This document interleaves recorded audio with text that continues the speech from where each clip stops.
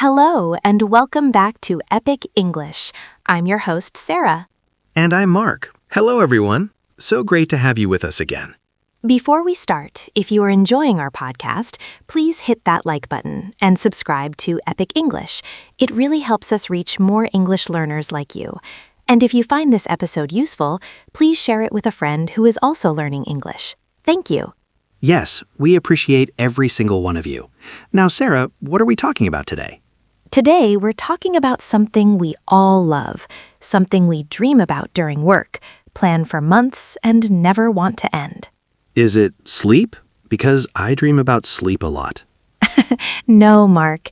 It's travel, holidays, vacations. Ah, travel, yes. Who doesn't love a holiday? Going to new places, trying new food, relaxing on the beach? Exactly. And today, we're going to learn how to talk about travel and holidays in English. This is a very common topic in conversations. When you meet someone new, they often ask, "Have you been on any holidays recently?" Or, "Where did you go last summer?" So let's start with some basic travel words. Mark, where do people stay when they travel? There are many options. You can stay in a hotel. This is the most common. You have your own room and sometimes breakfast is included. You can also stay in a hostel. This is cheaper. You share a room with other travelers. It's very popular with young people and backpackers. Another option is a bed and breakfast, or B&B. This is like a small hotel in someone's house. You get a bedroom and breakfast in the morning. Very cozy and friendly. Or you can rent an apartment or a holiday cottage.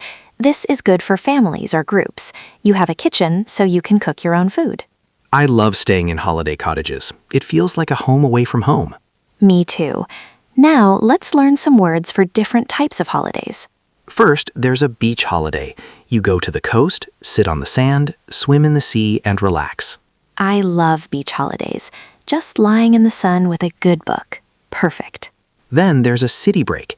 You go to a big city like London, Paris, or Rome. You visit museums, see famous buildings, go to restaurants, and enjoy the city life.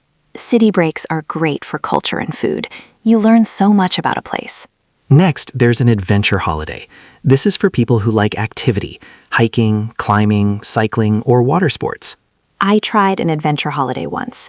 We went hiking in the mountains. It was beautiful, but my legs hurt for a week. That's the price of adventure.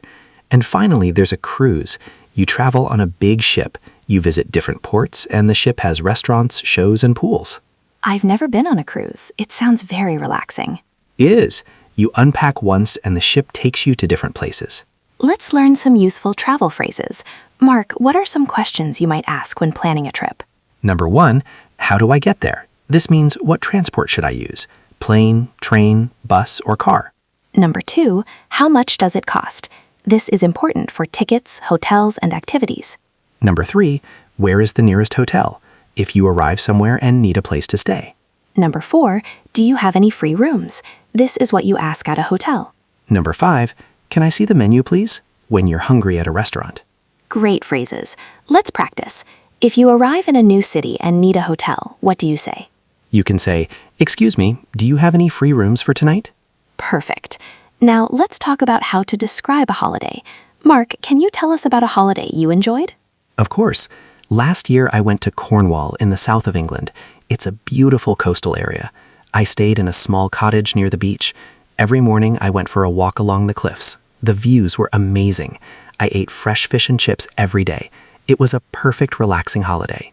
That sounds wonderful. Let me describe a holiday I had. 2 years ago, I went to Barcelona in Spain. It was a city break. I stayed in a hotel in the city center. I visited the famous cathedral, walked along the beach, and ate lots of tapas. Those are small Spanish dishes. The weather was sunny and warm. I had a fantastic time.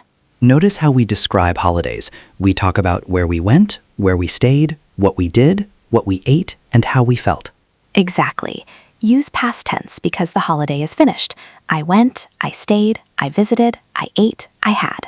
Let's learn some describing words for holidays. Beautiful for views and places, amazing for things that surprise you in a good way, relaxing for holidays where you do nothing, exciting for holidays with lots of activities, delicious for the food. And unforgettable for a holiday that was so special you will never forget it. Good words. Now let's talk about planning a holiday. What do you need to do before you travel? First, you need to decide where to go. Do you want beach, city, mountains, or countryside? Then you need to book your transport. Buy plane tickets or train tickets. Usually booking early is cheaper. Then you need to book your accommodation. That's a fancy word for a place to stay. Hotel, hostel, B&B, or apartment. You also need to pack your suitcase. What clothes do you need? Check the weather at your destination. And don't forget your passport if you're going to another country. And travel insurance is a good idea too. Travel insurance protects you if something goes wrong, if you lose your luggage or get sick. Very important. Now let's learn some phrases for talking about future holidays. Number 1, I'm planning to go to. For example, I'm planning to go to Japan next year. Number 2, I'd love to visit. This means you really want to go. I'd love to visit New Zealand one day. Number 3, I'm saving up for a holiday. This means you are putting money aside to pay for it. Number 4, where are you going on holiday this year? A great question to ask someone. Number 5, I can't wait. This means you are very excited. Let's talk about some dream destinations. Mark, where would you love to visit? I would love to visit Japan. I want to see Tokyo, the busy city, and also the countryside with the beautiful temples. I want to try real sushi and ramen. I've heard the trains are very fast and always on time. I'm saving up for that trip. That sounds amazing. My dream destination is Greece. I want to see the white buildings with blue roofs, the clear blue sea, and the ancient ruins. I want to eat Greek food like moussaka and fresh olives. I'd love to go there for my next holiday. Both sound wonderful. Now, let's talk about travel problems. Sometimes things go wrong. What can happen? Sometimes your flight is delayed. That means the plane is late. You have to wait at the airport. Sometimes your luggage is lost. Your suitcase doesn't arrive with you. That's very stressful. Sometimes the weather is bad. You plan a beach holiday, but it rains every day. Sometimes you get lost. You don't know how to get to your hotel. That's when you ask for directions. Let's learn some phrases for travel problems. Mark, what do you say if your flight is delayed? You can ask, "Excuse me, what time is the next flight?" Or, "Can you help me find another flight?" If your luggage is lost, you say, "My suitcase didn't arrive. Can you help me, please?" Good phrases to know. Now let's talk about something fun. Souvenirs. Oh, souvenirs. These are small things you buy to remember your holiday. A magnet for the fridge, a postcard, a local craft. I always buy a fridge magnet from every place I visit. My fridge is covered with them. It's a cheap way to remember my trips. I buy a book about the place I visited, or sometimes a t-shirt. It's nice to wear it and remember the holiday.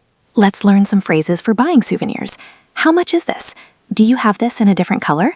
Can I pay by card? And sometimes you can bargain, ask for a lower price. Would you take £10 for this? In markets, bargaining is common. In shops, prices are usually fixed. Now let's talk about travel and the environment.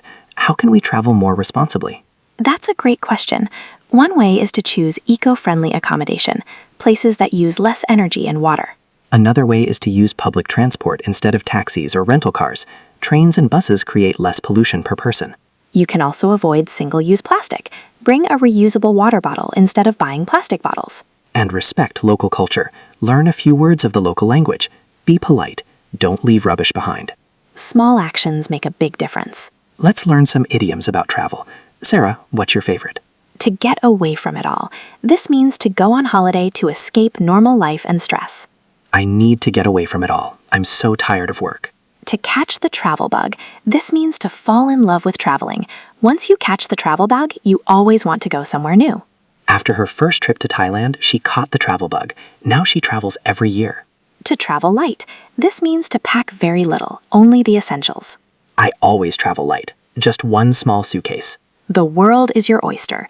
This means you can go anywhere and do anything. Everything is possible. After university, the world is your oyster. You can travel, work, or study anywhere. Great idioms. Now let's do a quick review.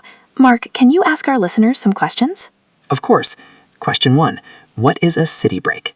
A short holiday in a big city, visiting museums, restaurants, and famous buildings. Question 2. What does "I'm saving up for a holiday" mean? Putting money aside to pay for a trip. Question 3. What does "to catch the travel bug" mean? To fall in love with traveling. Perfect. Great job, everyone. Now, Mark, I have a question for our listeners. Let's hear it. Where is your dream holiday destination? And have you ever had a holiday that went wrong? We'd love to hear your stories. Yes, write your answers in the comments. We read every comment and love hearing from you. Before we go, I want to say thank you for listening to Epic English. If you enjoyed this episode, please give us a thumbs up, subscribe to the channel, and share this podcast with someone who is learning English. It really helps us grow and reach more learners like you. Thank you so much for spending time with us today. We hope you feel more confident talking about travel and holidays in English. Remember, practice makes progress. Listen to this episode again, repeat the phrases, and try using them when you talk about your own travels. See you next time. Safe travels. Bye, everyone.